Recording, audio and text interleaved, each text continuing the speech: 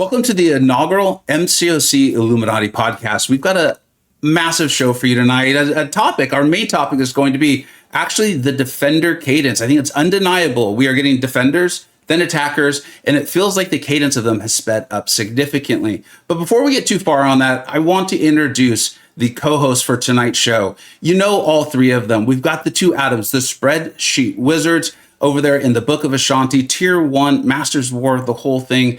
Absolute geniuses, the both of them. And then, of course, planner, YouTuber extraordinary, none other than MCoC Grass. Fellas, welcome to the show. Why don't you go ahead and say a quick hello? Hey everybody, this is Adam. Gross or Kuglin, whatever you call me is fine. Most people just call me Adam. I'm stoked to be on the show, Vega. Thanks for inviting me, man.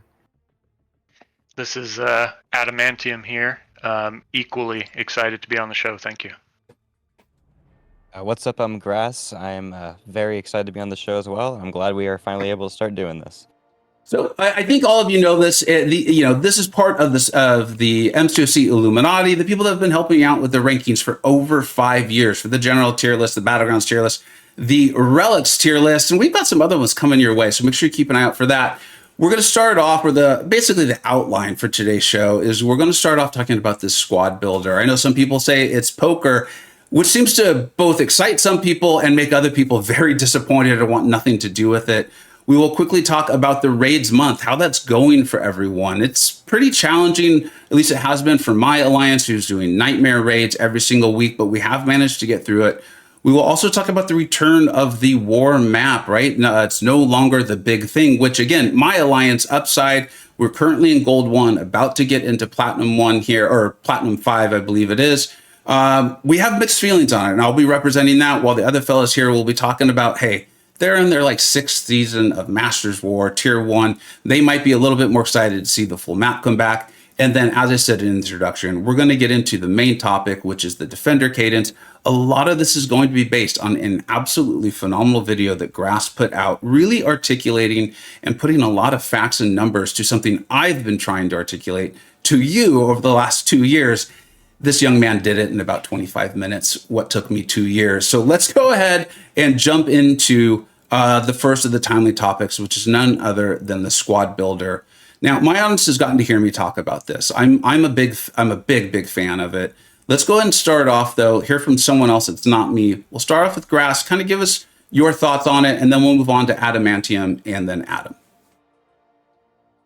Yeah, so squad builder. As far as how much I've played it, I started day 1 doing a 2-hour stream of the game mode. I had a pretty fun time. Got some pretty decent rolls, some where I was just I probably quit out at the end because there's nothing really good here, trying to re-roll for something a lot higher and just never made it.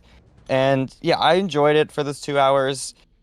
Since then, I haven't really done too much to come back to it. I'll play a couple games of it a day, but I don't see it being a game mode where I'll play this extremely often. Compared to BGs or just even the Valiant EQ, I really enjoyed that. But I do really like the concept of it. I enjoy playing poker in real life, so it translating into MCoC was pretty fun and something I never would have expected. And I'm very interested to see how they take it from here and for later in the year and see if it really becomes a game mode that we're going to see returning every once in a while, or if it's just going to be one of the side quests that kind of roll around every few months. Yeah, I kind of like what you ended there with, Grass. I think adding to this game mode, it's got tons of possibilities. I mean, anyone who's either here on the call or listening who's played Balatro, that obviously immediately comes to mind. It's just poker, but you can have a lot of fun with it. So I think there's a lot of ways they could take this in the future. I think it's fun. It's a great way to just use extra energy. I'm still trying to get some of those units from Event Quest, but a lot more of my energy is going towards this. It's kind of fun. It hits that dopamine of trying to get the good hands and stuff. So yeah, really interesting. Never would have expected this kind of game mode. I guess I'm a little different than these two. I don't think it's that than you three. I don't think it's all that fun. I think it's a good time killer. I think it's, if my wife wants me to watch Big Brother and I got to do something else to keep my attention, like that's what I've been using it for. But not like, if I'm going to sit down and play the game, I'm definitely not going to this. But first thing I wake up in the morning and I want to burn 60 energy in 10 minutes, like that's pretty cool. I mean, that's good. So I've played it enough, but it's 5-card draw. It's not even like the type of poker that people seek out. So it's not even like Hold'em or Let It Ride or something fun. So I don't know. I think it's a time killer for me. We'll see how what the rewards stack up to be, though, because if the rewards are like every month or like becoming more and more increasing, then of course like you'll kind of feel like you have to play. But for now, it's like, hey man, it's in the background. I'll play a few matches a day, and I'm happy. So that's where I'm at. I found myself in a weird space of like agreeing with literally everything all of you said, which is odd because, two of you liked it. Adam, of course, not quite as much. I did find the novelty did wear off for me. The first day I was like, dude, this is amazing. Yeah. I think streaming was part of that, though, like of being able to like interact with the audience more, chat more, not having to focus on this. The gameplay is obviously incredibly simple. So that's where I really picked up on where I felt like it was Adamantium and Grass saying that a side quest that like comes back. And that makes a lot of sense to me. I'm like, okay, this every like 3 or 4 months feels more in line with what it is as far as like it being enjoyable. What I want to do though is because this is where then I say all of that. And then I'm like, however, 200 people are going to win the newest 7-star champion. You feel that lines up with what we all kind of just described. And then again, let's go Grass, Adamantium, and then Adam.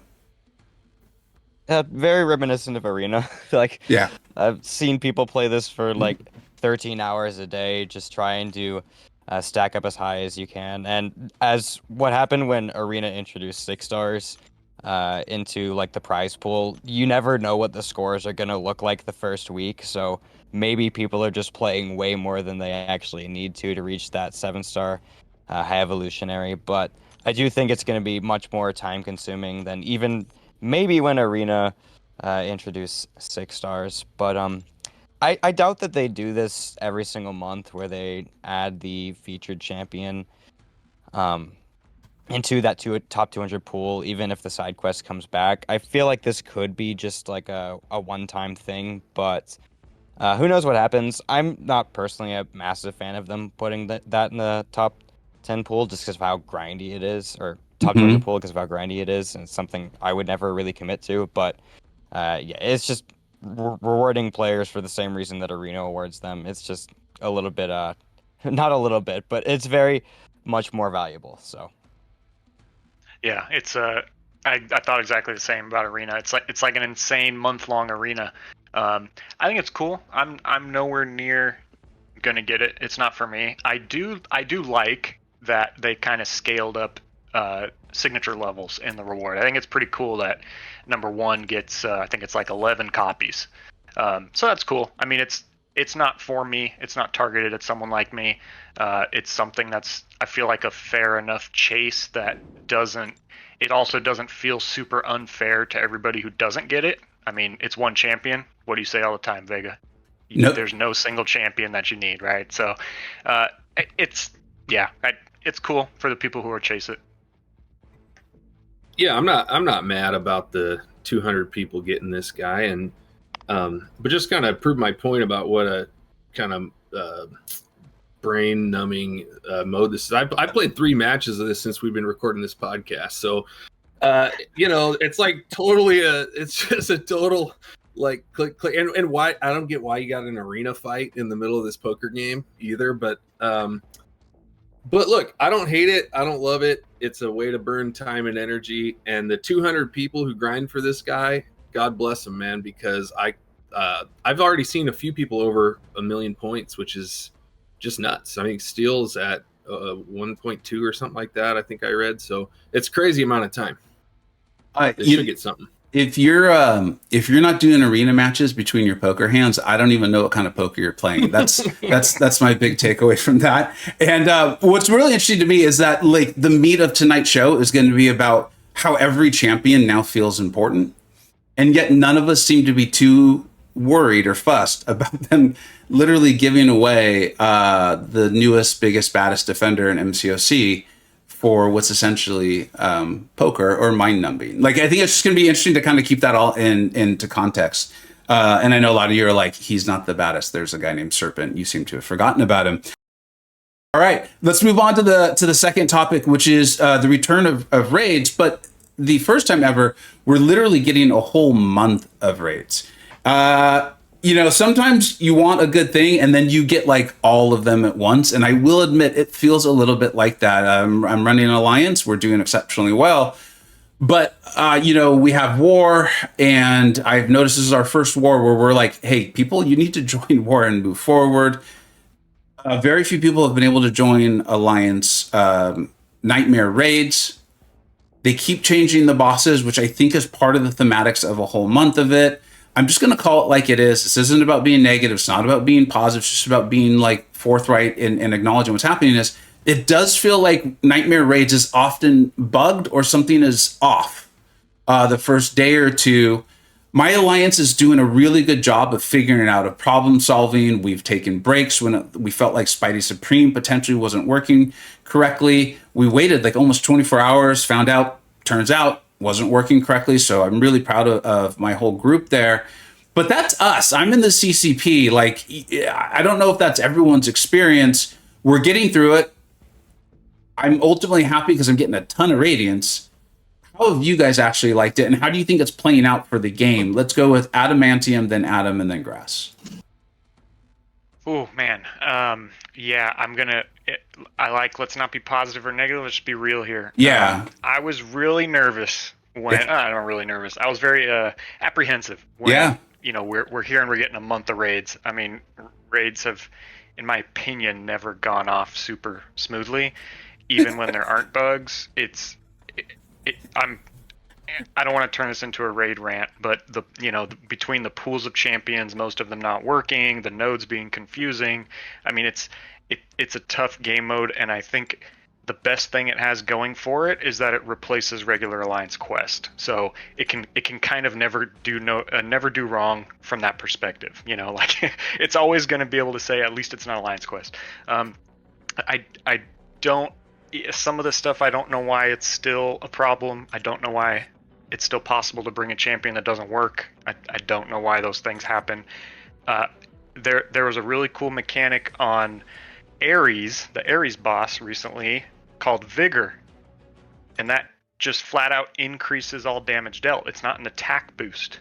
It's not these kind of boosts we're using. I don't know why that's not used in raids. It seems like it would be much easier to make all champions work. I don't know. I'm getting more ranty by the minute here, so maybe I'll leave it there. But raids are rough. So as a guy who doesn't read nodes in the first place, I'm coming from a very particular place here, and I probably represent a sliver of the MCoC community, but I won't read a node. Okay, so for me, I mean, dude, you scroll through those. You gotta have a master's in literature to read the nodes on one of these raid bosses. It's insane. So just that is like a turn off to me. And then when you look at, like, I mean, Kat Murdoch, who we all love and is absolutely phenomenal, but she'll put out like an infographic, and even then it's like a bunch of symbols that say like, hey, this champ is untested. We don't know if they work or not. And so if you're actively penalized for trying to learn something about the game, which I find to be annoying. And then it's over and over that like Adam said, champs don't work, but they're in the category with the buff that they're supposed to, like, just make only 5 champs instead of like 15 and make sure they all work, instead of setting people up for failure. But overall, I do prefer Alliance raids to Alliance quest in general.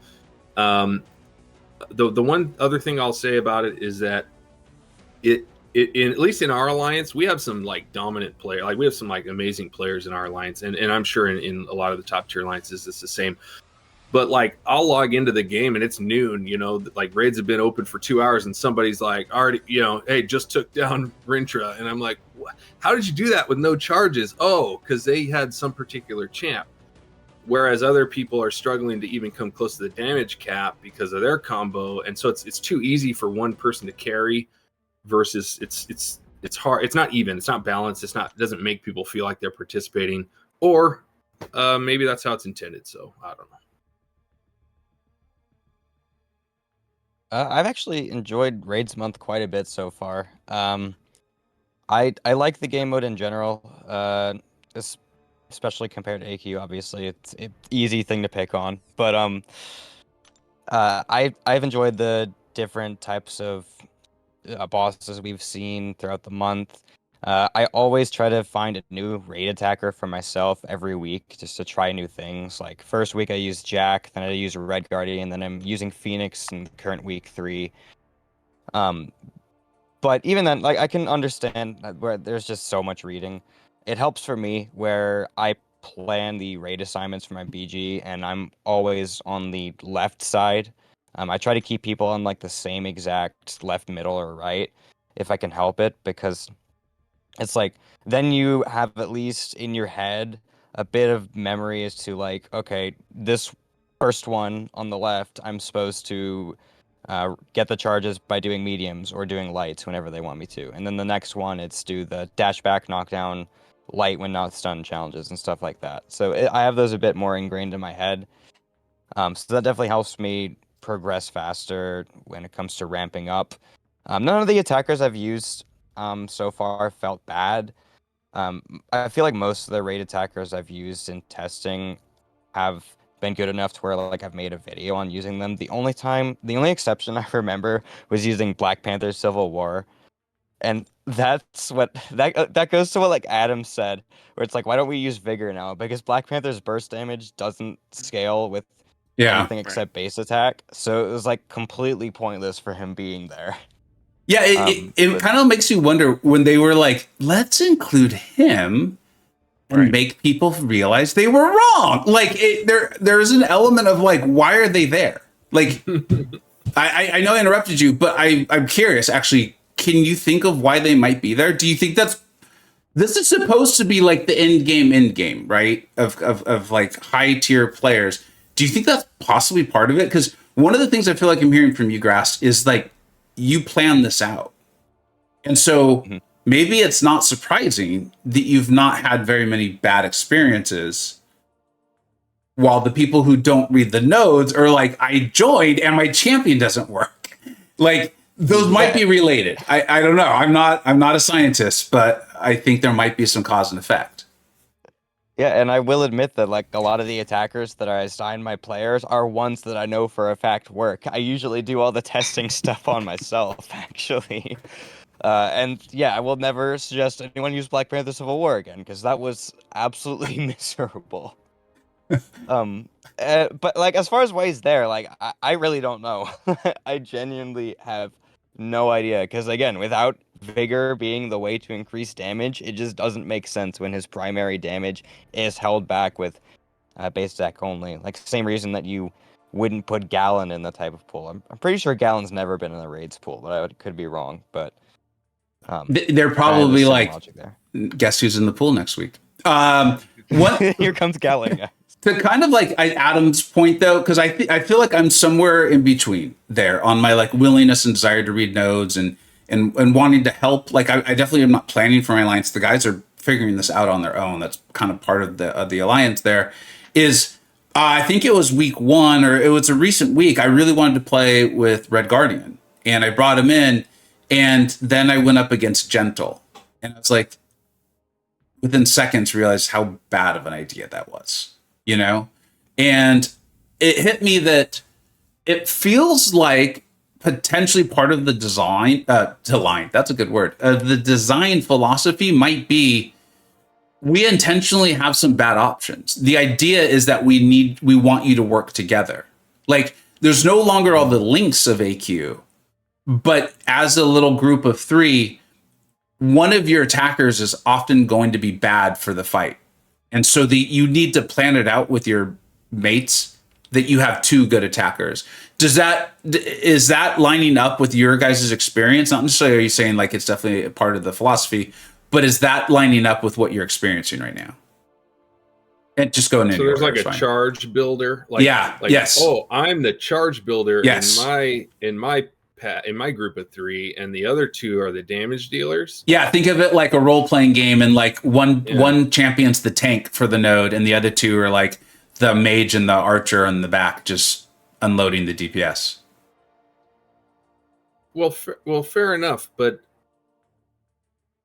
okay, fair enough. I'll just say that it's fair enough. I just wish that could have, if that's the intent, I think it should be more clear that these champs like are not going to touch the damage cap or come close. Like these aren't intended to do damage. They're just intended to just be there. And then like if you choose that, or if your alliance needs that, then go for it. But to have the possibility of 3 people going in thinking that, oh, my champ is listed on this list, so they must be fine, and then they have no damage dealers, that being a possibility, it just sort of sucks for everybody. Yeah, it feels like the only difference between the 3 roles is the color and the name. Because they all exist to just try to do that 12%. I don't feel like there's any specific different design goals for the roles in comparison to each other. Like, I think that might have been an early design intent that they might have even talked about on stream once, where it's like, here, Vanguard's the one that does the damage. Yeah. Assault holds the line or whatever. But like, Dude, I don't think that now. ever came into fruition very well, because it just doesn't seem like that in reality. Yeah. Adamantium, do you have anything you want to add before we move on? No.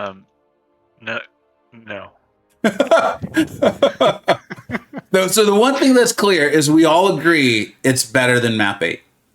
It's 100% better than any map of AQ, and I would do it every week, given the choice and the rewards. And that's the nicest thing I can say about it. All right. No, it's tied with map 2, so I don't have to lock my champs. Grass, do you have anything you want to add to that? Nah, the bugs suck. That's the big thing. Yeah, And that'll happen when you remove entire abilities from champions kits. it appears to be the case, Grass. I would normally say like it might not be accurate, but I think we're batting 1,000 on that one. So I think that's a great time before we all start ranting too much. We move on to the return of war, right? We're coming off of the big thing. Hopefully people understand, remember what that was. It's basically like 10 fights. I know it was a different experience, what tier you were in, right? Tier 1 and tier 2, I think you could only take 1 fight per battle group. Was that correct? Correct. And in the lower tiers, I think 1 player could actually bounce around. That was possible. We had 2 attackers and we could bounce around. I know I've read a lot of reports of people providing feedback that our non-tier 1 and tier 2 players loved this big thing. And I'll be honest, my issue was like how it came about, the lack of time and all that. I'm not looking to get into that today.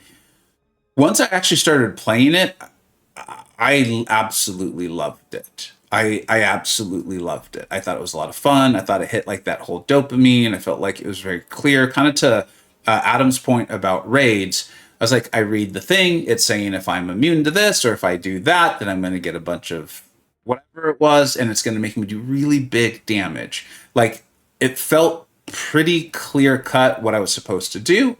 I needed to know who the defender was, and I needed to know my attacker's ability. And if I did that, I had a decent chance at success. Now, remember, I'm playing at a much lower tier, especially at that time. Okay, we've now moved into the old new. We're back to the war the way it was. It's a new map, but it's the way it was previously. I personally am having fun because I'm in tier 4 and I'm just getting to test the heck out of stuff. Like, I'm taking all the hazard shift fights and I'm using like Guardian and just having an absolute blast. I use Kushala and like I'm having a lot of fun. It feels almost like a sandbox for me. But I'm aware that a lot of people are not liking the return of this. It's too much time. It's too much planning. They don't want to do the planning. That's not the mode they're enjoying, but they have to spend a lot of time there. We eventually get to the mini boss island, and no one has brought champions specifically for that because they were trying to get through their lane, which I totally get, and that's fine. And then now it's just like a revive fest, and our defense is so good that it doesn't matter that we don't item out, but like we die 3 times to each mini boss fight, and then we get there and we win the war. What's it like on your side? Like in tier 1, you got amazing planners, you have amazing players, masters players. How are you all enjoying it? And let's go ahead and start with Grass, and then go to Adamantium and Adam. Ooh, okay. So should I start talking about the big thing season or the regular war season first? Because I gotta be here for a while on both. Oh, okay. Why don't we talk about like your feelings on regular war being back and like how that's working out, and so you can kind of bring in a little bit of both. Dude, I'm so glad it's back. Okay. Yeah. Yeah. And that's not because I disliked a big thing. It's just because regular war is my personal favorite game mode. Yep. And I'm gonna use the thing I talked about a couple like last week, I think, where I took like a 10 fight war, like 7 fights with Bastion, and the friggin' adrenaline rush that I got doing the 10 fights straight. It's for some reason something I absolutely love to have. Yeah. No apparent reason, but I love taking as many fights as possible if it like makes sense for myself in planning. Like I won't do anything that I think is inherently stupid, but I will do stuff that like is rather unpopular, like using Yelena Bolova on attack. But I just love war. I love how intricate it is, how many specific champion abilities you can find being useful in a specific scenario. And just how competitive it gets. Like it's truly the most competitive game mode in MCoC if you're in the very, very top level. Yeah. And yeah, I understand that like the whole planning aspect is really frustrating for a lot of people. It's fine for me. Like I don't plan every single war. I have another person in my BG who helps me out like 1 or 2 times a week as well. But we always toss around ideas with each other, so it can go relatively fast when you have other people helping you out with it. So I'm just happy it's back. Yeah. All right, I'm gonna answer now, but first we got a officer in the chat here. So Grass, this is a safe space, right? This is a safe space to say whatever I want about war. Yeah, I would absolutely not tell anyone in the officer chat anything you are currently about to say. Okay, good. Just don't between worry. us. I have no intention of publishing this podcast. It's just Nope, the nope. 4 of us. Yeah. Safe space. Yeah. No. Yeah, so none of them are able to see it. Yeah. So I'm also glad it's back. I mean, I'm a relatively recent enjoyer of Tier 1 War. This is like my 3rd, I'll call it regular season. I really enjoy it. I think in some ways, it's easier than where I was in like the Tier 3, Tier 4 kind of middle ground, because people are they're kind of pointing me in a direction and say, go kill those things, use these champions. You know, Yeah. it's easier in many respects for that way. I really enjoy, using the champs that I'm assigned. I really enjoy making rank ups for war. You know, there gets a certain place, whether you do high tier war or not. I'm going to guess that some people listening to this might identify with the feeling of, who do I rank? Like, I don't have, like, Yeah. I've ranked all my really good champs, so, like, there's nothing obvious. But, like, who do I rank next? War really kind of provides that for me. It's Mhm. like, just tell me who to rank. Absolutely. I don't care. Just tell me. I'll rank it. Rank 4 Kindred, done. Rank 4 Gentle, I'm doing it as soon as I can. Like, yes, I'll do it. So that's kind of a fun way to get, like, unique rank ups that end up actually being helpful. To kind of answer the question more directly, I mean, I'm happy it's back. This is more enjoyable in many ways. I'm like kind of a big war guy now. I never thought I'd say that even a few months ago. War's always kind of been a little intimidating, but I'm super happy that I kind of made the jump, and I've really been enjoying it.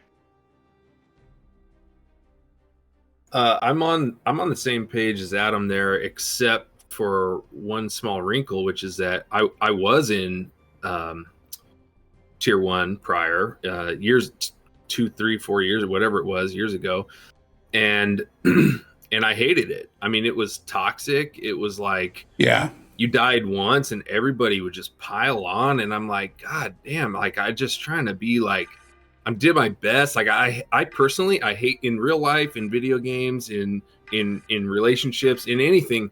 I cannot stand, I hate letting people down. Like the feeling that I cost someone something is like, it's brutal for me. So Yeah. the war environment, it's like, it's hard to not take too serious. If you actually care, it's like you, in a way, you want to not care that much because you're kind of putting too much pressure on every fight and so on. Yeah.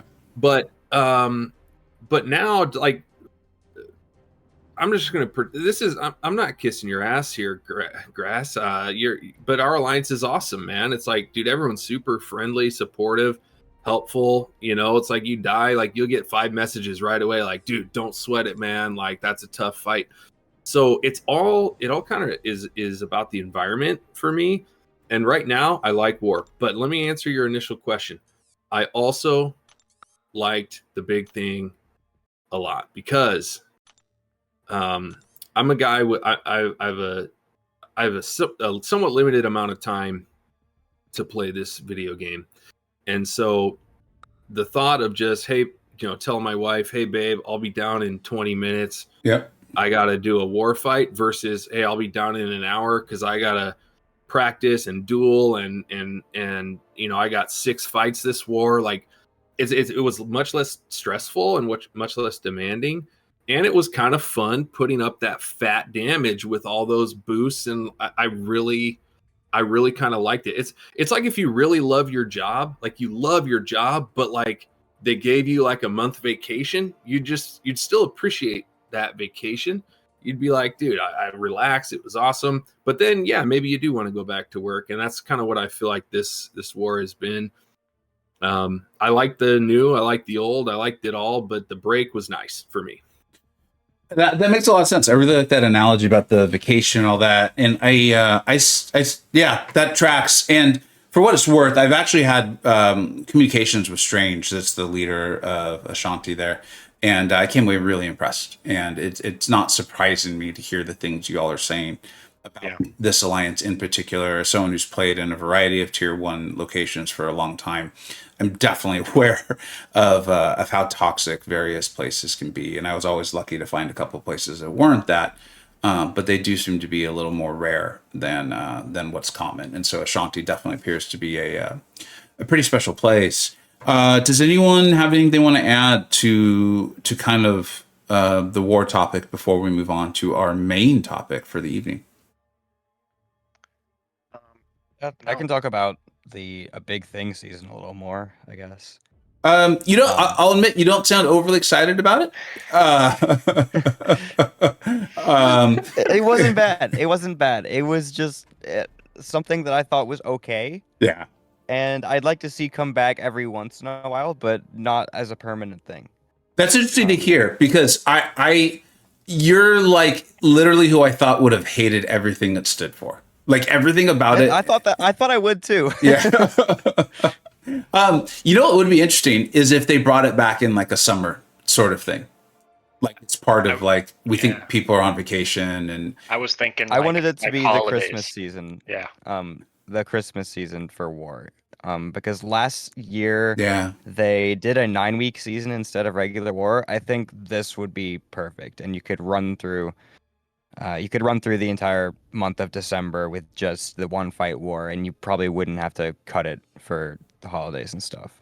Yeah, I think much like that, the solo competitive PvE or whatever, like all the various things we were doing to limit it. I think that could be another really great episode. Like we could kind of talk about like the competitive landscape. I do think I'm seeing we're actually already 40 minutes in, and so we got to get to the main topic here, man. We got to get to the real big thing of this show, which is none other than, I'm going to call it the Defender Attacker Cadence. That's it's something I know I've been talking about at length on my channel more and more I'm doing videos like this champion stocks is up. I mean, I do monthly tier lists, and I do 2 monthly battlegrounds in general. All 3 of you are very familiar with them. You're a big part of why they're as great as they are, actually.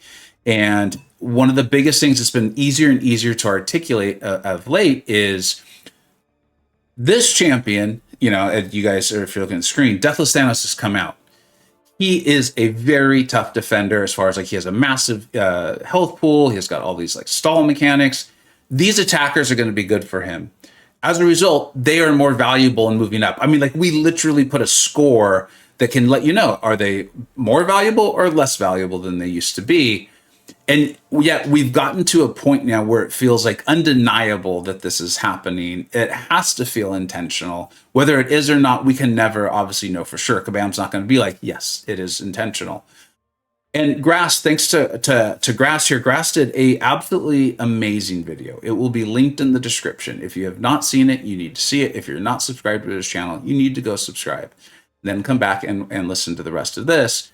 And Grass, if you don't mind, because you know you did a fantastic job of like setting basically the table for the discussion, would you mind kind of setting the table for this in a relatively short period of like, here's what's happening, you know, like here's some evidence on it. Yeah. So my video is titled "Why 2025 Champion Design is the Best It Has Ever Been," and I think that personally, I really, really enjoy how the game design has fluctuated in 2025 and, of course, before that. And basically, the point of the video is not to convince you that, like, what I'm saying is gospel or correct. It's just to show you what I think has been happening and why I'm looking at it more positively than a lot of the community, and why I just want to provide, like, a bit of another perspective for you. So like I start the video out by explaining exactly kind of what each champion is trying to do, like when they are in the process of being made. And that can be in the perspective of being an attacker or being a defender, being a counter to a specific attacker, or being a counter to a specific defender. They go kind of both ways. And then I went back, looked at like champion release and tried to figure out, okay, so when exactly did it start to where a bunch of the attackers and defenders just started to feel a lot more intertwined with each other than they ever did before? And I think the first defender I want to pick on where I think this started was July of 2023 with Kindred. I think Kindred is the defender that actually started the whole process. And then immediately after Kindred, we get Photon. And then shortly after Photon, we get Maestro. And it just kind of, that's where the whole RPG-based defender thing, I think, started. Now, of course, Kindred still has a bunch of skill-based aspects to him.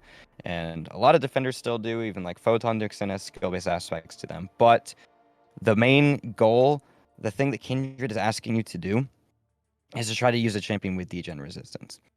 And of course, the main goal with Photon is to try to use a champion with like Tranquilize or other ways to get around her undexable specials and stuff like that. And so after Kindred came out, again, all the attackers and defenders started to feel much more intertwined with each other. You see Bullseye come out, and then eventually you're going to find a mutant in Negasonic who's designed to counter Bullseye. You see Serpent come out, you see a Mystic come out a little bit after, named Shothra, who is meant to counter Serpent. And the whole reason that I think this is existing is because of the simple fact that the game is 10 years old, and we have to try to find new ways to make you want to get the new champs. And I use the example of like a lot of older attackers being rather generic. And when I say generic, it's like the reason you really want to use them is because their damage was the top of the game. Like I picked on Human Torch as an example of this. Yeah. Human Torch obviously has some pretty interesting utility stuff with like his miss counter, his heal reversal, stuff like that. But the main reason you're playing Torch is because of the fact that his damage is so unbelievably high that it could tear through almost anything. And that's what I feel like a lot of pre-Kindred MCoC felt like. Mm-hmm. And then as Battlegrounds continued to grow throughout the game, it became the game mode that most players were most interested in, wanted to play the most, because of the whole competitive aspect of it. They realized that we have to create reasons for people to want new things for the BG's deck, rather than just trying to get a champion who kills the fastest, because the BG's decks would all look pretty similar Yep. to each other. Like, you draft the same exact attacker immediately. And to an extent, like, that maybe is the case now. Like, okay, I always want to take, like, maybe Deathless Thanos. But I think there's a lot more choice and a lot more option and strategy when it comes to BGs now than there was then, where you have to really think about exactly what you might want to have now, what you might want to have later. Like, what could my opponent draft on their next draft that could really affect how this game is going to go and stuff like that. And so, yeah, like, a lot of the video is me just talking about how the new defenders bring the new attackers value, and then how the defenders even get more value when they lessen the attacking capabilities of some of those prominent attackers. Like, I use the example of Yelena being a little bit turning off Dazzler, and then Jean comes out a couple months before. Now Jean's stocks go up because Yelena wants Daunted and stuff like that. And so, anyway, that's kind of a summary of the video. I'm sure you have much other questions for it. All right, thanks, Grass. I think that was a perfect job of kind of setting the table, letting everyone know exactly what we're going to talk about. I appreciate it a lot. Now, just in case anyone's still just like not totally sure, because not a lot of people have come in and new players playing the game in the last couple of years. We've pulled up on Contru's phenomenal website, lots of information, kind of the release schedule here from 2024. You can see starting off with Bullseye and then going into Serpent, and this is just after the release of Onslaught at the end of 2023. There was a little bit of a break, and it's all a little tin foil hat, little conspiracy theory. Some of these champions we've talked about multiple times, saying like they feel like they could have been tougher defenders. Like maybe last second Kabam kind of changed what they were doing.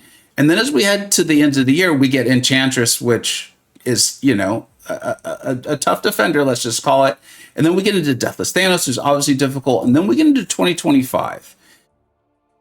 And it feels like champions are either very clearly attackers with very defined purposes. They're a dual threat, kind of like to Gentle here or your Jean Greys, or they're just pure 5 of 5 defenders here with Zola. And this is not stopping.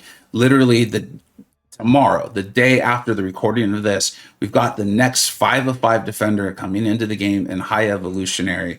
So I believe it's pretty undeniable. If you want to disagree, that's fine. I don't know what else I could do to convince you. But that kind of leads us down this path. Is this too much too fast? The cadence feels like it's picked up. I know I have my strong feelings on it, but I'd like to give the other co-host here a chance to give their opinions. Is this too much too fast? Starting with Adam G and then Adamantium and Grass. Okay. Is this too much too fast? I'm going to say in the short term, no, but in the long term, yes. I think Really? when you're if the game is circling the drain here, at a certain point, it's like you run out of space. And so I feel like that's where we're at. And I don't know if we're a year or 2 or 10. I don't know. I'm just saying the more new abilities, new counters, the counter to the counter to the counter, the blocking unblockables, but you can it's like at a certain point that's gonna run its course at a certain point, is my opinion. And if we have one of these defenders and then one of these specialized attackers, if we have one every single month, that's just gonna fast forward the duration of time in which we can actually extend this game, and it's still easy enough to comprehend and easy enough to play. Versus I would prefer a little slower of a pace where, like, hey guys, let's kick the can down the road a little bit. Let's I don't mind a good general attack. And by the way, not every chant that comes out has to be the best, hottest new thing. I'm fine with that. I'm fine with taking a break, giving my checking account a break too. Like I'm fine with that personally. So yeah, I prefer the cadence of 2021, 2022, 2023 personally to the as compared to the 24 and 25 where it's just dude, it's every month you got to read and learn and practice dexes, and if you ever hope to compete at any level, it feels like a job because it's too much, it's too frequent, and that's my opinion. And it's fast forwarding the demise of this game, which is eventually has to be coming because at a certain point you run out of creative space. So that's where I'm at. Just an additional question, as you were talking there, Adam, the thing that I recall it was like a moment I heard it was NTW's counter evade of Bullseye's counter evade, and I recall being like, "Come on!" I was like, "Okay, Kabam, if you do a counter evade of the counter to the counter evade, we have fully jumped the shark here. Like this is Fonzie on the skis, like."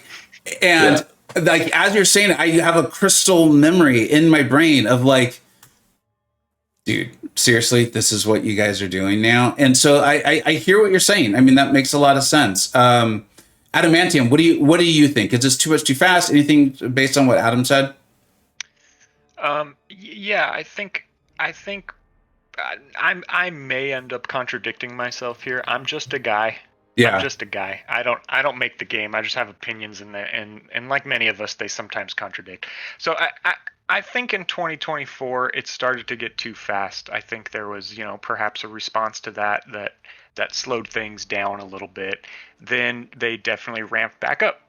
Yeah. Around the same time of year, December into January, February, March, April. They, as a cyclical cadence, like I'm kind of fine with that if it slows down again. Now, I do think if you were to just count them, we don't need to do that right now. But I think in the first like half of 2025, we probably have more quantity and more difficult defenders as we did in the first half of 2024, which was, I think, the community by and large was kind of like, hey, this is a lot. Yeah. I will say the one thing that's helping me currently is I feel like we're actually getting both, like what Grass has said, more targeted tools to deal with these defenders, but those more targeted tools are also just much better champions throughout the rest of the game.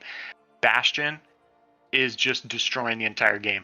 Spider-Woman, super, super good champ for most anything in the game on attack. Like the 2025 attackers that, while I agree are providing their value by countering these very hard defenders, they're also, I feel like by and large, much better than any previous attackers we've gotten before. So that kind of helps soften the blow in a way to me. It's like, look, if I get a Koye, is she really good for, this certain defender? Yeah. Is she also insane for the rest of the game? Yeah. So is Bastion, so is Spider-Woman, so is Lumitrix, Nico, it's like, I just feel like there's more tools now, whereas in early 2024, it was like, okay, we have Serpent, and well, I'm not that good with America Chavez, so I guess I'm screwed. So I kind of feel both ways. Like, would I prefer it a little slower? Yes. Do I feel better in 2025 than I did in 2024? Also, yes. Oh, okay. Is some of that due to like your own skill up as a player? I mean, honestly, I don't think so. I think it really just is because like I just have more tools now in my MCoC toolbox. I have more tools to deal with the difficult defenders now. Yeah. Grass does a really good job in his video of getting into like skill asks versus RPG asks. I don't want to get too deep into that here, but if I have a specific RPG counter to Dark Phoenix, for example, if I have a specific RPG counter to, let's just say a new high evolutionary, like, again, Okoye dominates the whole game. All these other good attackers, they're like, my targeted attacker actually can be used in the rest of the game very well, and I feel like more than 2024. Like on your screen, Beta Ray Bill, awesome champion, great counter for a lot of the armor up champs, great counter for Deathless Thanos. Is he a super good generalist? Maybe not. I mean, look, you're talking to someone with a rank 4 beta ray build. Absolutely no hate here. But he's not a Koye. He's not Jean Grey. He's not Bastion, so. He's not. So. And that's the sort of thing that we talk about and reflect, though, if like the meta score is going up. They are defenders who are coming in the game that are giving them value, which is kind of cool, I think, on a level, depending on how you look at it. And Grass, what do you think? Too much, too fast, or this is a good pace? Firstly, I'll just say that it absolutely shouldn't get any faster. I love what they're doing. I love what they're doing. I also don't think it should get any slower necessarily. I think we're on a pretty good pace. If you wanted to be slightly slower, I wouldn't necessarily disagree with you. Because yeah, like it's clearly going as fast as it's ever been. I think that the way 2024 worked with the speed did a pretty decent job of it. But like the way I look at it is I look at the 2025 champs and I just see like, wow, I know exactly what I want all of these champions to do for my roster. And that's something I don't think any other year has ever done for me. Where it's like, I know exactly why I want this champion and what I want to do with them once I get them to rank 3. Of course, there are like maybe one or two exceptions because not every year is going to be perfect. But that's where I see the beauty in the new system is the fact that the goal of MCoC is to progress and diversify your roster so it gets stronger and stronger and more broad. Yeah. So you have so many different things. And when the so many different things all have something to do, that's why I like this. And so that's why I don't necessarily think it's moving too fast, because I can see exactly what I really like about the system in how it's being executed with, wanting to acquire all the new stuff, which can get overwhelming. Like I've heard so many arguments about it being extremely overwhelming to try to get every new champ. And again, like I think we brought up earlier, like you say, no champ is 100% essential. And I still think that's the case, even with what the design looks like now. So and I can say this because I know when this will come out, this being this podcast versus when it's being recorded. If I get in trouble for it, I'm okay with it. I literally have just finished fully testing the High Evolutionary. I did the How to Defeat Him video, came out the morning of this recording, and the new champion video will come out tomorrow. I think the community is significantly unprepared. I could see by the comments on the video that they think he's very, very easy. And I said in my video that like the nodes on that were extremely helpful to him, right? And one of the things that part of what's happened, because literally 2 weeks ago, 3 weeks ago, 4 weeks ago, probably more like a month ago, actually, now that I think about it, I was fully in the this is too much too fast camp. And what has happened is I did my like top 10s, my top 30s, and I really had to think that through. And in doing it, I realized how much I loved the tech class, okay? And how strong and how valuable I thought they now were in the game. And so much of that had to do with the mutants that had been put out in the last like year and a half. As I look at 2025, we've got Jean Grey, we've got Gentle. I think those are the only mutants. And then 2024, Dazzler has a bit of a skill ask and a defensive ask. And TW, I think, does as far as like parrying non-contact attacks, or at least wanting to bring a tech champion to tune that off. Of course, Dust has one as well. And then we go back into 2023 on Onslaught. And it forced me, kind of like what Adamantium was saying about like contradicting themselves, is I would have been adamant like this is too much, this is too fast, this is ridiculous, they've got to slow down. But then in like actually thinking it through and doing my own videos and like meaning what I say, I had to realize I'm literally talking out of the other side of my, well, figuratively talking out of the other side of my mouth, in that, wow, look how great all these tech champions are because they're immune to reverse controls. They can parry non-contact attacks. They can get around mist. They have incinerate so they can shut down dust. Where I'm going with this is here, though, is outside of Onslaught, all of those defenders to me felt like 3 out of 5, maybe 4 out of 5 defenders.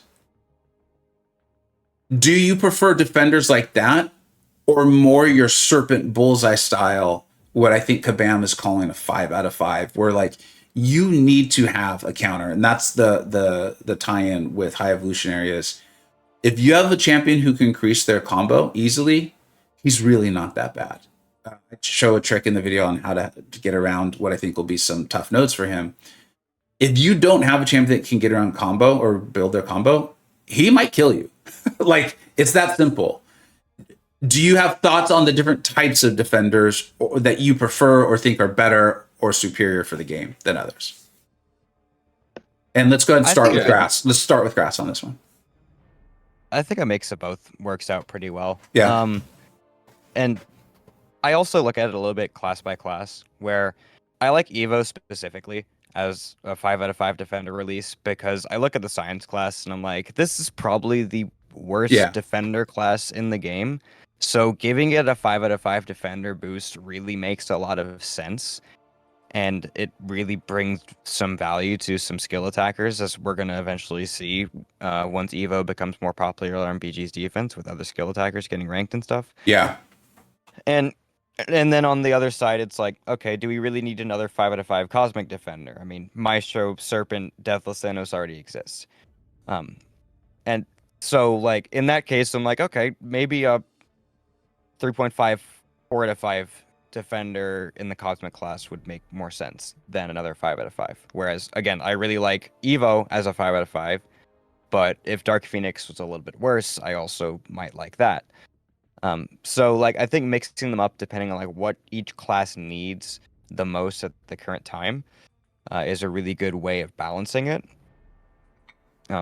So yeah, that's my 2 cents on like the whole lesser defender but still a defender, whereas the big bad. Okay. So I again, I'm gonna, we're kind of reacting here to Grass's video. I think does a great job in that video of, going through what RPG asks for skill asks, maybe why skill asks defenders. I think we all collectively, the community, maybe I shouldn't speak for everyone. I see a lot. I would like a defender that I can just be really good at and I can beat them with anyone.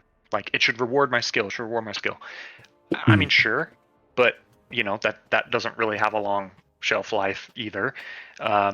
I'm cool with a mix. I like a mix of, hey, you have to bring certain things to shut this champ down.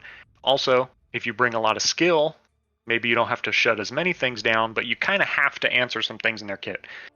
The hardest thing for me is Battlegrounds. Now, I don't think that I'm not a Celestial Battlegrounds player, for anyone who maybe thought I was. I am not. I'm not super competitive in the mode. I don't think the mode is bad. I have a lot of fun in it. I don't think this is even Kabam's fault. I think Kabam's actually trying to do some things to help with this, with comments on whitelist, blacklist type stuff. But yeah. I think Battlegrounds is the thing that throws the biggest wrench into this, like war and endgame content, like Wheel of Fate, stuff like that, where you can plan what attacker you're bringing. The RPG asks of the defender are good, because it's making you it's testing your roster, it's testing the breadth of your roster, it's making you bring your certain team to war to defeat this really tough path or this really tough fight. In Battlegrounds, due to just the nature of the mode, you can be left in places where you're facing an RPG ass defender and you have no one. Yeah, they drafted Serpent, I have no Mystics. That's not fun. Like, it doesn't matter how good I am, it's not fun. So, again, that's not a fault of Kabam's or Battlegrounds, really. It's just kind of one of the downsides of the mode. Nothing's perfect. It's got pros and cons. That's a con. So, the toughest part of the RPG, to me, is stuff like Battlegrounds. And I do think that they have some ideas. They're aware of it. They want to kind of increase that diversity a bit. So I'm interested to see how that plays out. But to me, that's really the biggest wrench thrown in this to otherwise prevent me from 100% agreeing with every single thing Grass is saying about the RPG. Well, that it's kind of like what you're saying, though. It literally lines up with my experience. Is in Battlegrounds, I think I'm in Quantum or Mysterium right now. I don't know, the pink one and sometimes the other one, the blue and white one. I think that's Mysterium. Is especially in the current meta, sometimes I will end up in the third and I'm like, I have literally no one. Or vice versa, I can trap my opponent, and that's part of the mode. But to the point you made, I would consider, and I think I've referred to them as like Bullseye and Serpent being like the two worst, right? Like they're when I think of like the worst, the most unfair, the ones I like hate, I soloed both of them in Wheel of Fate. Like, I think twice. And it's literally to what you're saying is I was able to plan it out. I had a variety of answers. Like, it wasn't like I just had one. It wasn't like I just lucked out and had like the one good answer. In fact, I think on the third path, of Wheel of Fate, I was choosing, do I want to use this option for Serpent or this option? I think I'll go with this one so I can save, it was Simula's Guide, and I was like, oh, I'll save this great option for a fight later. And like solo Deathless Thanos with America Chavez, which again points to my whole, like, I don't want to be a hypocrite. Because like a month ago, 2 months ago, I would have been like, too much, too fast, this is ridiculous. And yet, I'm soloing them in what Kabam's putting out as the hardest aspirational content. That's a whole other podcast. But it's in Battlegrounds where I feel that like desire to break things when I have to fight Serpent with basically not America Chavez. Adam G, please, give us your thoughts on this. No, I agree with all that. There's the PvP. Yeah. No, actually, I don't even want to say that because war is different. Because war you can plan and you can bring. So, I guess Battlegrounds is the linchpin here. It's the problem. It's the outlier. So when you have a really tough quest, sometimes in that quest there's a skill ask. Think about like when the Grandmaster came out. It's like any champ can take this fight. You just have to learn the prompts. You have to learn the fight. You have to practice. Okay, I'm cool with that. I use hundreds of revives on those types of fights because I don't have the temperament to learn how to do stuff. Yeah, same. So I just plow through it. That's my mode, and I don't get too upset about it. But then there's the RPG ask fights. You're talking Wheel of Fate. Like, man, you got to really if you don't or imagine back to Act 6. It's like if you don't have King Groot for this fight, like, you're hosed. Remember those days? Yeah. So there's the RPG and there's the skill. But in PvE, it's, in my opinion, it's fine because there's nothing pressing about finishing that quest today. It's like, man, I can't wait until I can have the resources to rank 2 my 6-star King Groot so I can finally do this Mysterio so that I can make past this Act 6 quest. I think planning ahead for PvE is fine. It's Battlegrounds that's the problem, and there's nothing more frustrating than the last round of the draft. They pull the character that you don't have the thing, and you just know I just lost, like, off of random dumb luck, and there's no skill. Like, if it's Korg, if it's Thing, you could do it. You can do it with any champ. Like, you maybe not a 50k, maybe not a 45k, but you can do those older champs because you know what to do. Yeah. Versus it's you're done. You're dead in the water.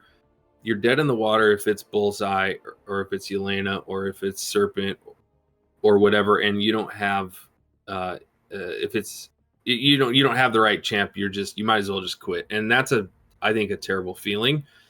I don't care who you are. I think that's a terrible feeling to have. So, the other thing that is, having the channel, reading the comments, interacting with folks is, I'm an ex tier 1 player. You guys are all tier 1 players. And so maybe to us, it doesn't feel too much too fast. What about if you take yourself out of those shoes? Because that's something I'm always thinking about. Like, as a YouTuber, I'm like, ultimately, I want the game to do well. So whether like I'm personally enjoying it or not, almost isn't that important, or at least it's not as important as if like the majority of players are enjoying it. Do you think that's too much too fast for them, especially in light of, and I'm not looking to lead you down a path with an answer. It's more of, one of the reasons I had all these options for Serpent and for Bullseye for Wheel of Fate was I'm opening up Titan crystals. I'm opening up 7-star crystals, those sorts of things.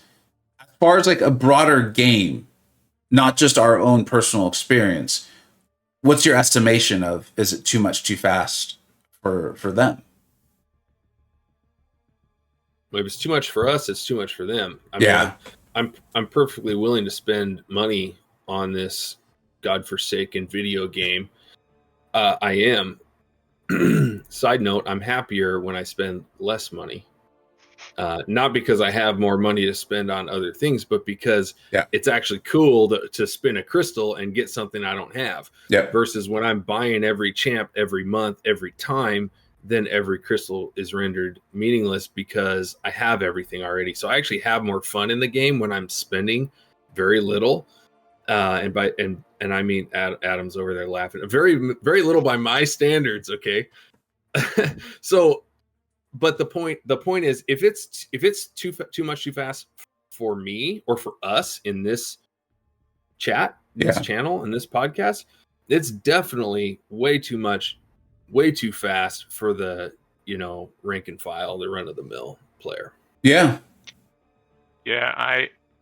agree. I think Kabam has done, I'll say that they've done well in not putting these defenders into your general content. They're not in event quests for at least many, many, many months. They're not an event. I don't know if we've seen Onslaught on a regular path fight and event quest, monthly event quest. I still don't think they're putting even Onslaught in there. You're not going to see a Serpent. You're not going to see an Enchantress. So I think they're aware that there is, whether you call it 5 or however you define it, there is a boundary, and they're kind of protecting. I'll say newer players from that. But if you want to jump into Battlegrounds, I mean, they're also trying to get the big accounts out of Victory Track, right? They're trying to move them forward and trying to separate the player base, but you can't fully avoid it. And so I think there are some things that helps. It's not they're not seeing the exact same game that we're seeing. Newer players, but it is, if it's too fast for us, it is still too fast for them for sure. Yeah, I think Adam summed it pretty well. And looking back, the only quest where Serpent has ever been introduced in that I wouldn't consider aspirational content was the Coda tagged Alliance War Showcase. I think he was not the final boss. He was one of the mini bosses in that quest. And that is the only time outside of like Wheel of Fate type content where Serpent has appeared in a non-competitive standpoint. And I do think that's a really good thing, because I know there's so many people who just play for the monthly content and they don't even want to touch competitive game modes and stuff. So no, I'm really glad you guys did that, and that's why it's always important to like be honest. Like, it's not about being pro Kabam or anti Kabam. It's more just like, this is what's happening. This is what I feel like is happening. Because I would have been very firmly on too much too fast. I think this is too much too fast because people are gonna have to fight all these defenders. They don't have answers for them. But you guys are bringing me to the point of like, it's mainly in Battlegrounds. Like and I'm having to again face what I'm saying and not be a hypocrite. And that is part of what the people are saying to the video I put on High Evolutionary is they're saying like, dude, he's easy. And I'm like, he was easy because of that node. But that's actually factually true. They're right. He was easy for them. And he was easy because of the node, and the node was made by Kabam. So like, again, I would have started off disagreeing with you guys on this, but I think I agree. I think you're right. As long as Kabam continues to not put them in your quests where your typical player is just going to run into them, and I think that's part of Battlegrounds. Like, I don't want to bring in too many other players or anything on this, but like, I was watching Barrow stream the other day, Barrow Man, I think everyone knows what I'm talking about. And he was going up against Pepe, I believe. And it was a great match. It was really exciting. Like, I even stopped what I was doing to be like, oh, I'm going to pay attention to this. And Barrow lost. Pepe won. And he won because he's a great player. This is part of the strategy. I'm not taking anything away from Pepe, but like, Pepe placed Dark Phoenix in the 3rd round. And Barrow was literally like, I have Kushala. Like, I think he even messaged in his chat, like, I have nothing. Like, Kushal is not a good option, particularly in this meta. And so, like, if that can happen to Barrow, that can happen to literally anyone, you know? And that's just a frustration with Battlegrounds, more than it is a problem with the game as a whole. So, yeah, you guys have kind of convinced me on this one. I'm 0 for 2 now, apparently. And I think our kind of like our final topic, or our final like broader topic as we go this is like, is this fun for you? And don't worry about the broader game right now, okay? Like we'll talk about that if it comes up. But it's like, are you the individual having fun with this? And let's start with Adamantium, and then go to Adam, and then Grass. This being the Defender specifically. Yeah, like the Defenders coming into the game, and this, what to all of us feels very clearly a sped up cadence. Yeah.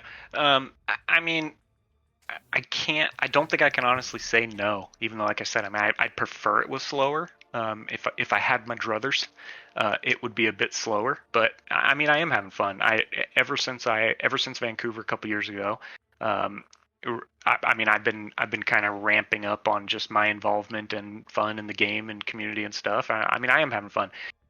It's no coincidence that it seems like every new Titan rotation, it's like, this is the best one yet. This is the best Titan rotation yet. And that's exactly due to what we're all talking about here. I mean, every single champ you pull from one of these new champs is you're going to be able to use them. You want to rank them immediately. They're like immediately your new best rank 4 option. So I am having fun with it. It's not perfect. There are things, maybe I wish were different, but yes, definitely having fun. Yeah, I'm having fun with the game as a whole, mostly because it's fun to have all these really good defenders in my deck, so that I don't have to fight them often. But I mean, that part is, I mean, like you always say, Vega, not me, dude. Winning is fun. Winning's good time. Yeah. But I realize that there's finite resources in anything, and that's true of this game too. Like, some people have a lot of time and they're able to grind poker or grind the arena and get the new champs, and some people have a lot of money and some people have a lot of skill, and some people have some combination of all of these, and if they do, they should have an advantage in this. What I don't like is on the too much too fast aspect of it, where I mean, it's a double-edged sword, or there's two sides to this coin. Adam, you said every Titan crystal is better than the last. Well, what that means, yes, that's cool, but what that also means by definition is that your last Titan pull is going to be obsolete sooner. Yeah, that's and in the long term of the game, I don't think that's necessarily good. I think we're already probably on the freaking 20-yard line of this game, and so the more, the faster. And Vega, this is your words, not mine, talking about, we don't think Kabam's desperate, but boy, it sure comes off like it when they're selling a champ for $1,000 every month, and so at a certain point it comes to a close. And I like this game. I love the community more than I like the game, and I think it's cool that we're this far down the road and that there's this much track left. But it's like we keep on laying down track. We're just laying track out, and it has to come to an end at a certain point. So slower is better. Let the free to plays or the low spenders catch up. I'm having fun because I'm playing the game how I want to play.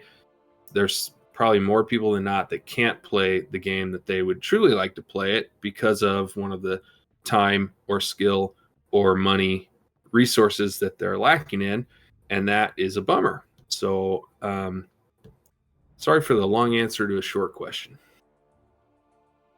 I think that's the whole point of a podcast. It's about long answers, so that's great. Grass, what are you thinking, bud?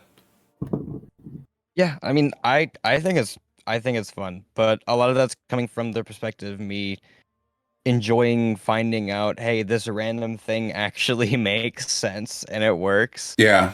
where like I'm gonna use the example of like I've already been theory crafting of using like Night Thrasher for high evolutionary because oh my gosh, he has like true accuracy and like so many of his attacks. It's gonna be so great for it, and he's gonna get buffed next month, so it's probably gonna get even better for that purpose. 100%.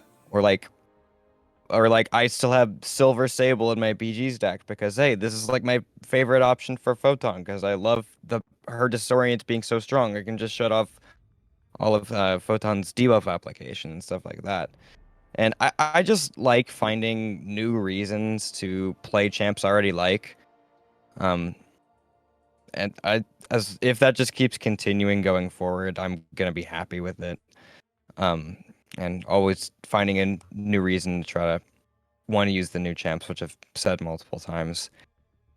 And yeah, I'm not going to talk about it much longer because it's stuff I've already said, but Yeah. I do really enjoy how it's going.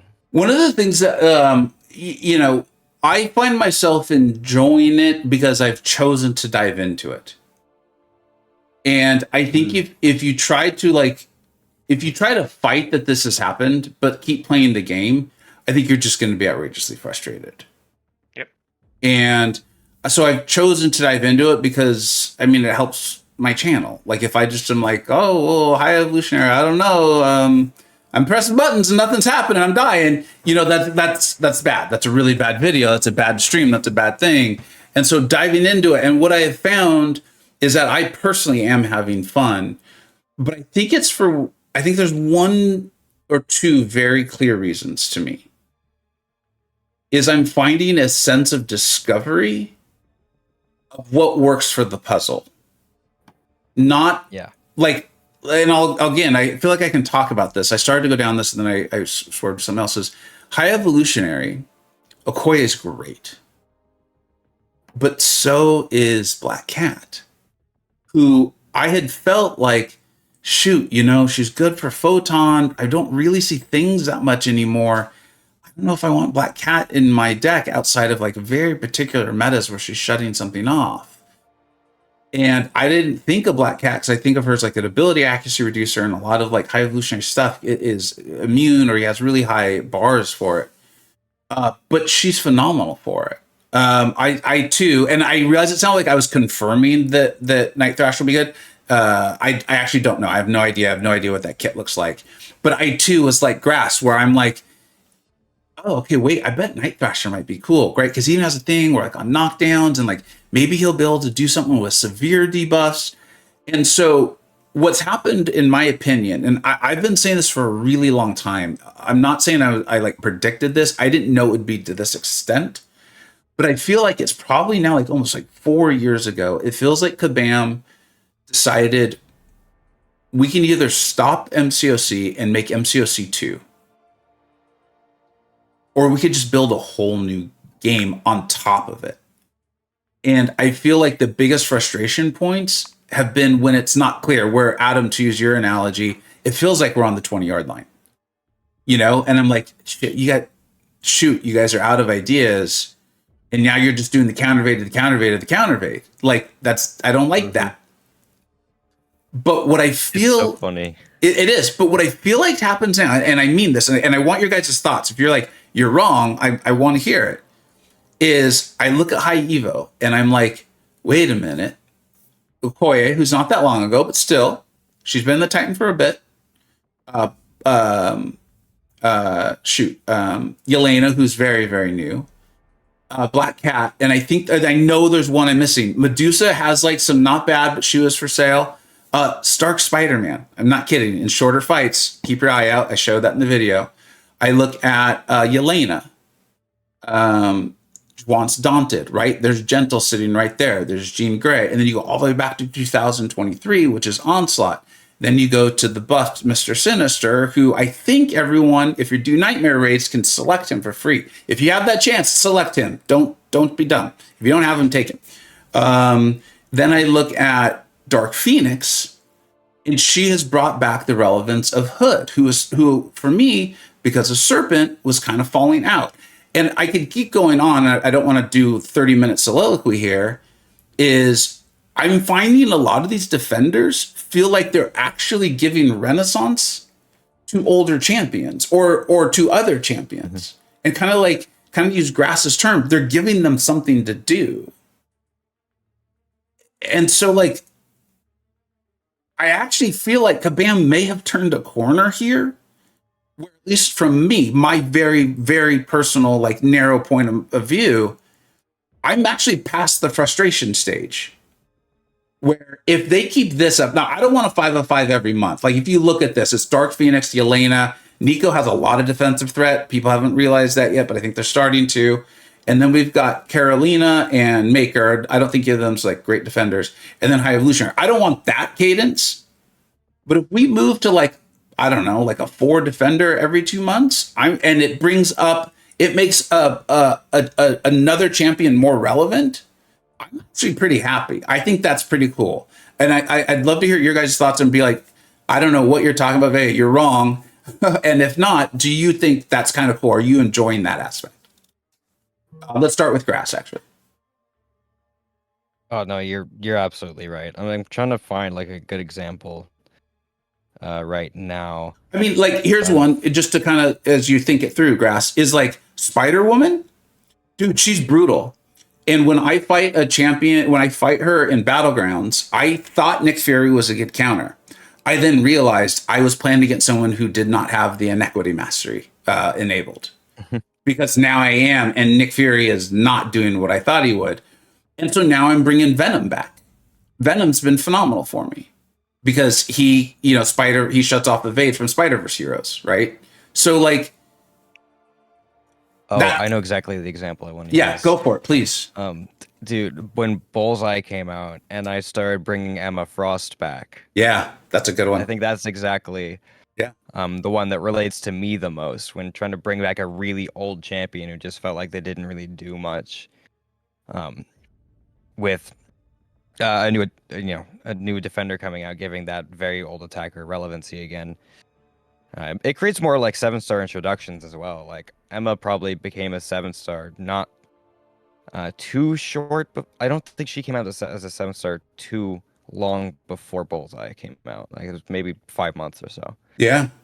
And that just means more future ones can happen. Like I don't know if there's enough 6-stars left in the game with enough abilities that could trigger things like that, but you never know. I mean, who knows what the next design defender is going to look like? It could be something that friggin' Proxima Midnight's going to be perfect for. I doubt it, but it's a defender. I severely doubt it, but yeah. I think you get what I'm going for. They're like, they can only take damage by SP3s if you've completed a series of missions first. A very specific defender.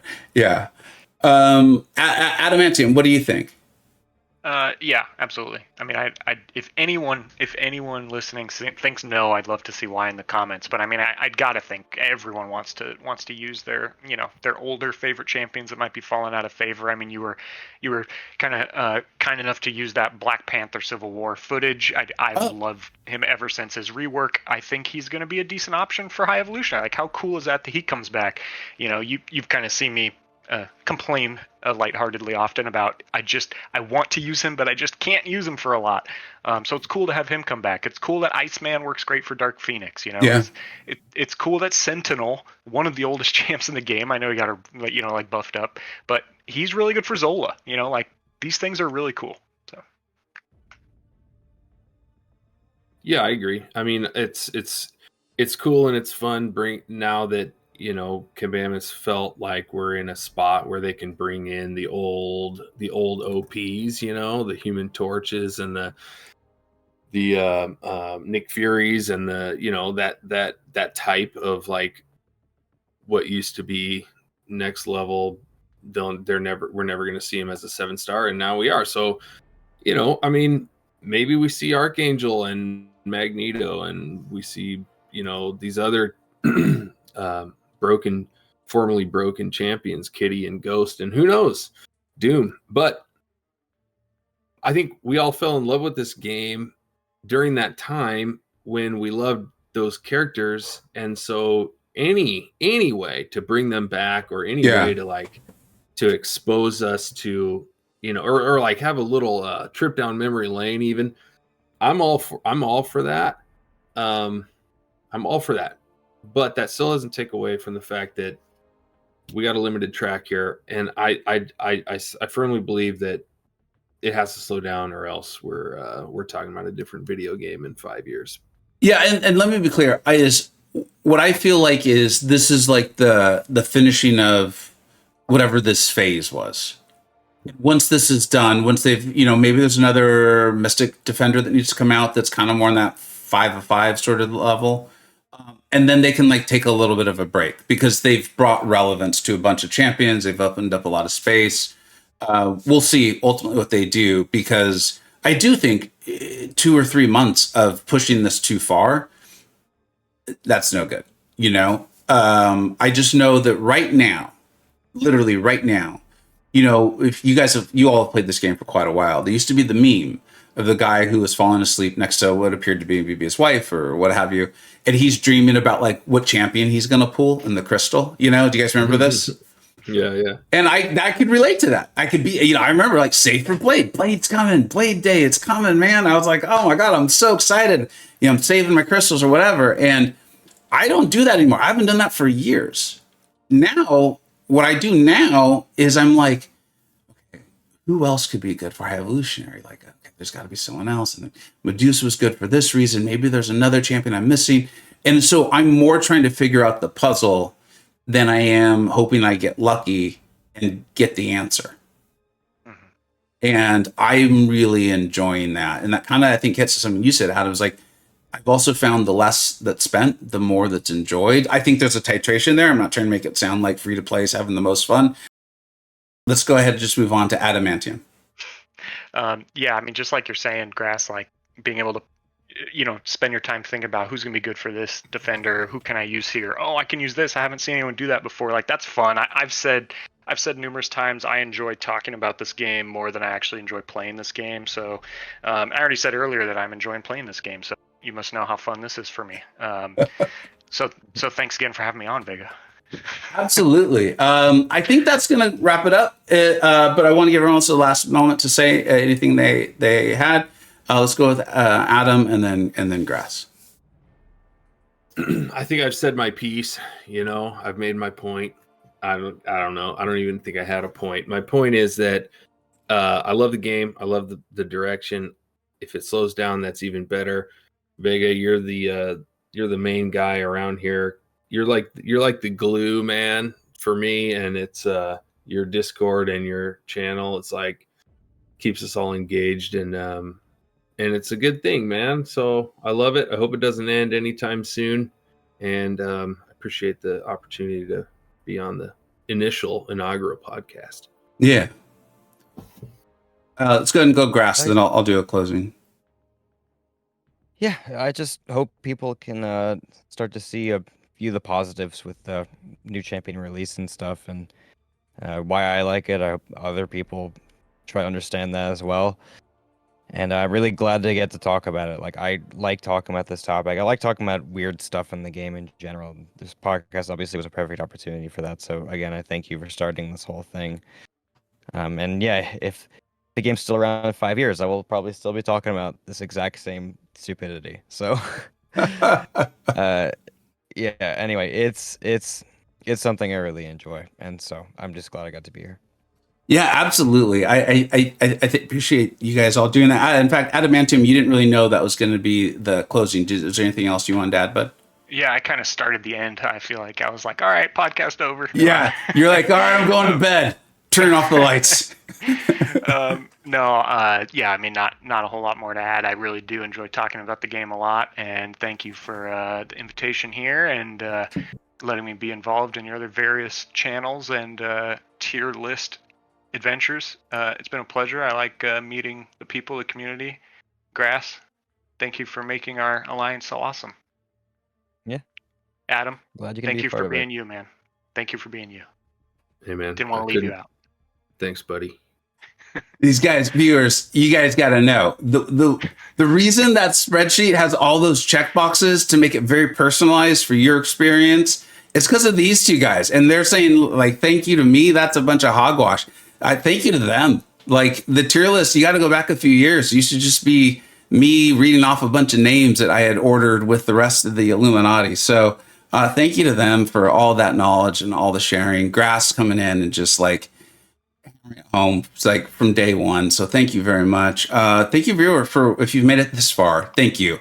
I will admit, I don't think I did a great job of hosting today. I'm going to get better at it because I do want to do this podcast. Many of you have said, now that I'm trying to make my videos a little shorter, a little more succinct, for viewing, that you'd like something longer form. You enjoyed those. So that's what we're going to be working to do here today. Or not today, but on the podcast here. Having a lot of fun. And just a reminder that, like, it sounds like all of us are still having a really good time to various degrees. And our hope is that maybe, you will too, if you're not right now. And if you're not, I get it. I read the comments, and I think it'll probably make the full pod. I think it is clear that if you're not spending, or if you're spending very low, you're probably not have as much fun. And I'm not saying that's a good thing. I think that's Kabam's problem to handle, and I hope that they continue to work on it. So thank you so much for being here, and let us know if you have topic ideas you'd like for podcast 2, because we're definitely going to start working on it. Thank you so much, everybody. Take care. Bye-bye.